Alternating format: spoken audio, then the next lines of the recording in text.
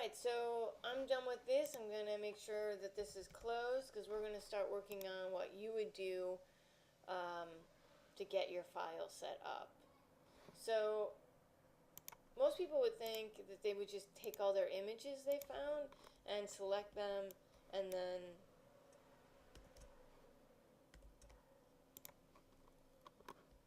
kind of open them up, drag them into Photoshop like this. That's one way of doing it. But if you do it that way, it opens up all of these tabs. And it's very hard to go back and forth with the tabs to create it into the page you want. So if I wanted it here, you know, I would have to copy this, and then I have to go to the one I wanted and paste it in, and then I'd have to change the size and scale. It's just better to have all of them in one layer, where these are all on their own actual tab windows. So I would not recommend doing it this way. What I would recommend after I get rid of all of these, unfortunately some of them is done because I worked on it. Alright, what I would do is I would first create your image. So create new. I'm going to make sure it is print, inches,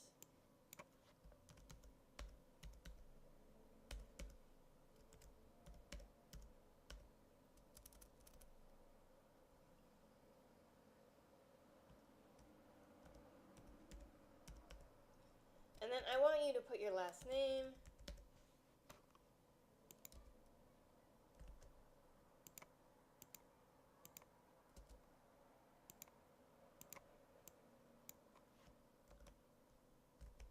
frustrating that this doesn't let me highlight very good. It's all or nothing with this. Okay. Finally did it. Okay, so old lady and shoe leech. I want to change this to 11 by 17. And I want to make sure it is the orientation that is landscape.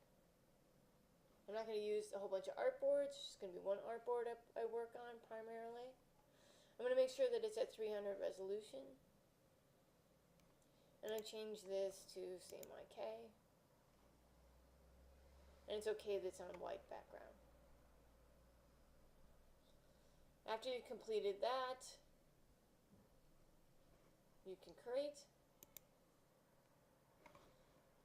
And this is the way I've learned that is the best way to kind of get all the parts that you're going to be working on into one file, which is select them all.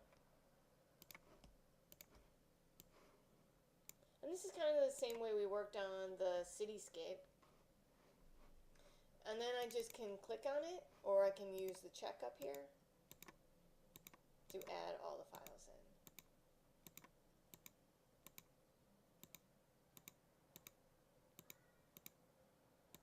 So you're going to do a lot of what you did in Cityscape. You're going to choose the ones that work and that don't work. Again, I gave you the background of the forest and the shoe to start. Take some images of yourself or some friends. Do at least, let's say, 10 pictures of your friends or you that look like children and maybe an old lady, so that you can use at least 6 to 5 images of just people. So now you can see I've got them all in. I don't have to deal with all these tabs, and I can just move ones I don't need. So this scale is way too small. We talked about making sure you find the right size scale of images, so I can just throw it into the trash can. When you do Google search, make sure you are checking that. This is my leather shoe. I definitely want that. But let's just turn off the eye so that we can hide it to see what else I have. So too small, the roots. I'm going to delete that. Door we'll use, so let's keep that. I use the tree. This shoe was way too clean for an old lady who's got a whole bunch of kids, so that didn't work. This could be an image I did use. Could use her.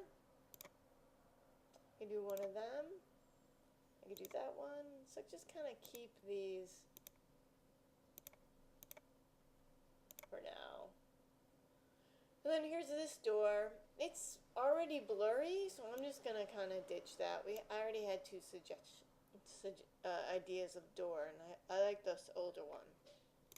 So the first thing I can do is, I know these are all my kids. I can do kids.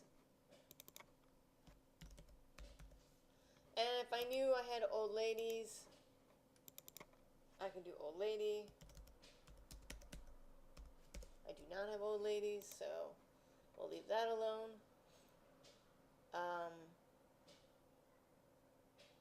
I would like you to put an old lady in. I think it could be fun and a good aspect, but I just want to not make these videos crazy long and kind of show you what I have. So the shoe is important, so I'm going to get rid of this other stuff again and bring the shoe between the kids and the forest. And I'm just going to put it in, and then I'm going to start masking. So I'm for sure going to mask this. This is a lot like Cityscape, just I believe in masking very quickly so that you can figure out if you want it. But be careful when you're masking very quickly, as you could see before. If I kind of talked about leaving a little accidentally, because you could do this much and leave all these little bits. Be very precise on making sure these extra bigger pieces are taken off, because they will just remain floating there and you won't catch it until later. So try to be clean about cutting it, but efficiently fast. So I got this one set. I'm going to put it here. See, I didn't realize I missed a piece. So I have to go back and clean that. Think about the scale. I actually made the background larger. You could make it smaller and you could add more. So if I wanted to keep it and make it smaller, I would just maybe position a certain way and use some of my other skills I learned about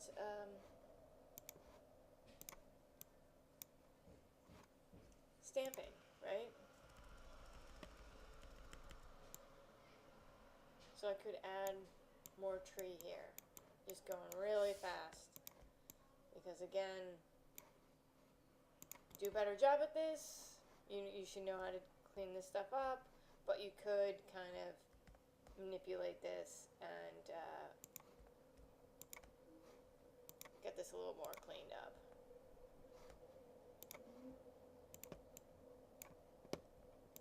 Just want to make sure you hide patterns.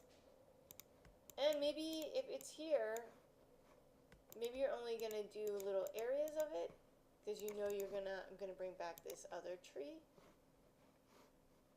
And maybe I can cover that extra area I need. So there's always ways of kind of disguising stuff. So I know I'm going to flip this to the other side. Remember, there's two places to flip. Images flip everything, like the whole document. So you'll see over here, everything's shifted. So we don't want that. We want edit, because we just want to transform and flip just that image. See how it didn't affect all of them? And then if I did this, maybe I could get it to blend a little bit more. And with the tree, just quickly, right? Just quickly kind of cut this stuff out. Because we're just trying to figure out what works placement.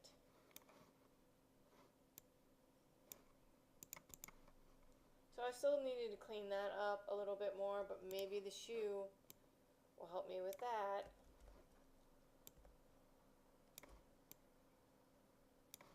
I could, maybe not. Maybe I'm losing too much of the background. Who knows?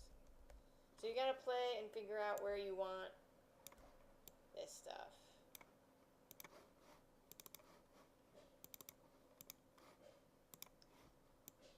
Kinda knew I wanted this. See, I went too quickly and I lost. So you have to be careful that you don't go too quickly, that you don't catch the corners. But,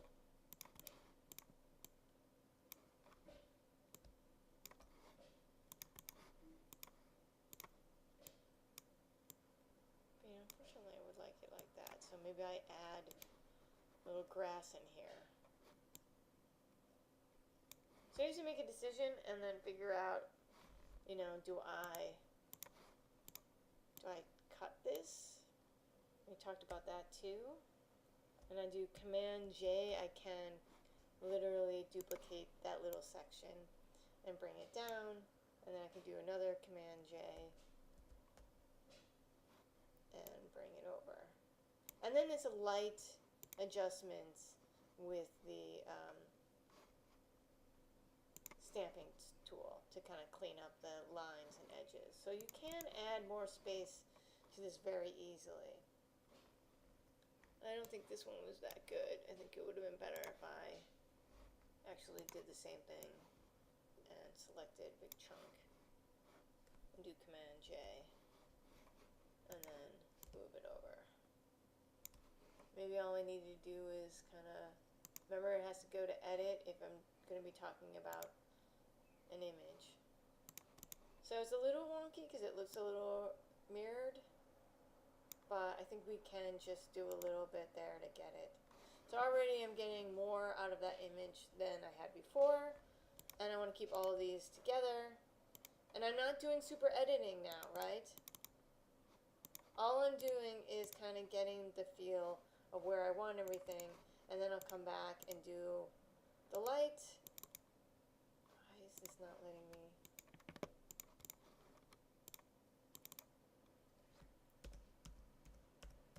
The lighting and what I was showing in the first one, the hue, I would clean up all this area and I would start cutting all the kids out.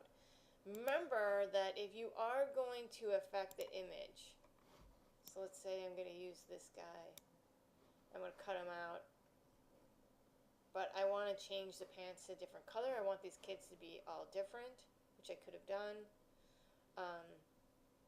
You can do a couple of different things.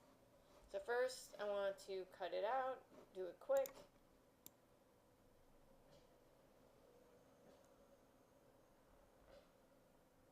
And make sure that I get all of the area off.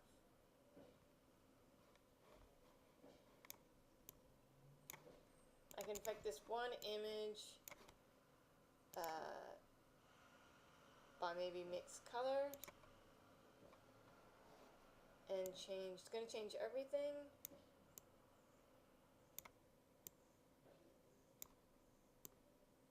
Not work.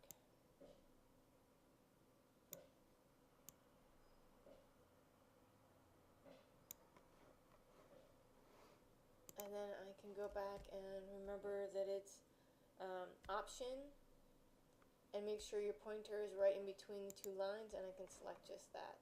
So that's changed the color of the outfit. So if I wanted to go around change color, but it's affecting the arms, and I just wanted the shirts and the pants to be affected. And I can go to mask. It's only masking that one image, and I can just affect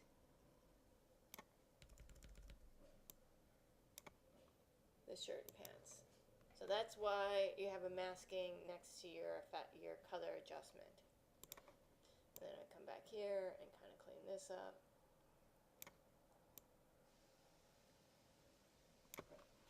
And now I don't really need to have a whole bunch of people wearing different clothes. I can just change the color of the clothes. So that's another thing that you can do. If I wanted to adjust this, I'm going to want to make sure I always create. So I go over the piece of paper on the bottom. I can duplicate this and hit save. Then if I want to draw on it or if I do too much on it, I have that spare. I can go to the original now and I can change it. This is something I want you to write down just so you know where it is. Layer, rasterize, smart. This is very important. You cannot work on a smart object, and as you can see, all of these have those little boxes. They're all smart objects. So if I want to do something like manually paint in or put a pattern on the pants, this is pre-masking, I can't do anything because it'll tell you it's not. I would have to rasterize before I continue. So if I wanted to do that, if I wanted to burn a little bit, if I wanted to smudge, you can't do anything to it. I can put an effect on it and I can change the color because it isn't changing the actual image. I'm putting layers over it. So if I want to do that, again, you go up to layer, rasterize, smart.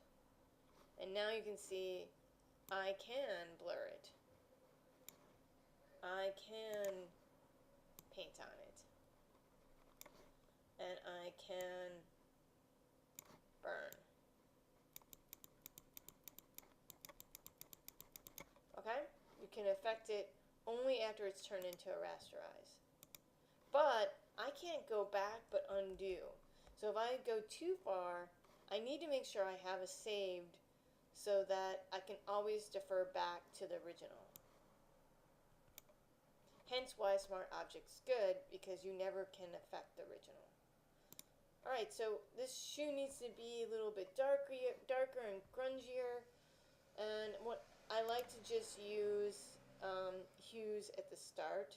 You can always use color balance is another one you should check out and play with these. So if I just wanted a darker hue, might not be good.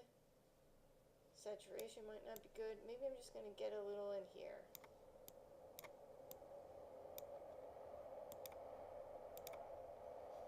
Okay, go back.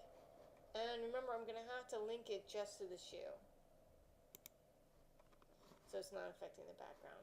I'm going to need to do that for the foreground and the background aren't the same color greens a little bit. I'm going to adjust that a little bit more.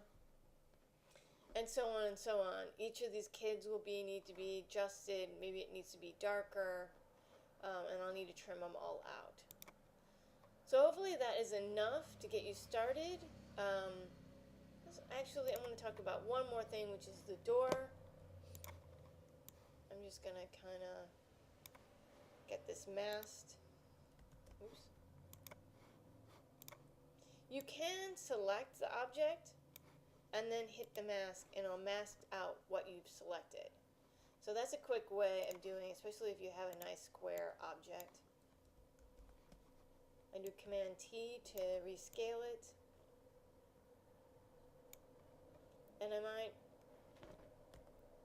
want to try to skew it a little if I wanted to. Sometimes skewing can get out of control and not be very effective. And then you're kind of just back and forth, back and forth. So if I do Command, I can hit one point and just move that point. I still need to be under Command T to do that. And then here, if I double click on it, I have to click to make sure it's, yes, I want to make that move. And if I click here, it goes back to the actual Smart. I wanted to add more effects. So kind of try to get it beveled more.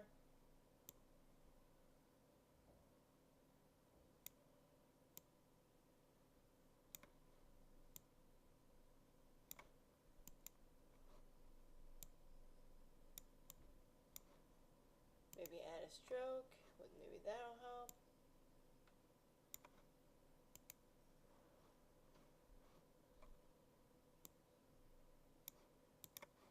I might want to change it into the rasterize. It shouldn't be a big deal to have it not rasterize because it still affects being put on it.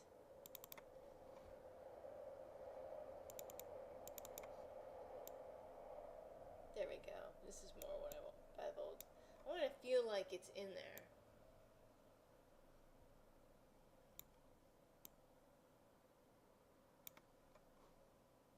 And again, the best way of learning how to use these is just playing with them. What angle do you want so it looks more carved out? Does inner glow really help? Make sure you're actually on it to make it work. So it's just best to kind of play around and see if any of these will help. The drop shadow might actually do a lot to make it feel like it's inside. But you don't want to go crazy. You don't want it too dark. So that feels like more, it's like squished into that shoe. Alright, so you learned a little bit about effects and how you can use little effects. You've learned a little bit of how you can mask with the kid, change the clothing with the channel, and then mask the arms back in. You know about masking, period, because you've done that. And you should be familiar with building layers because we talked about it in your cityscape. So at this point, I think you're in a good place to start this project on your own. Remember, you have the forest and the shoe to start with.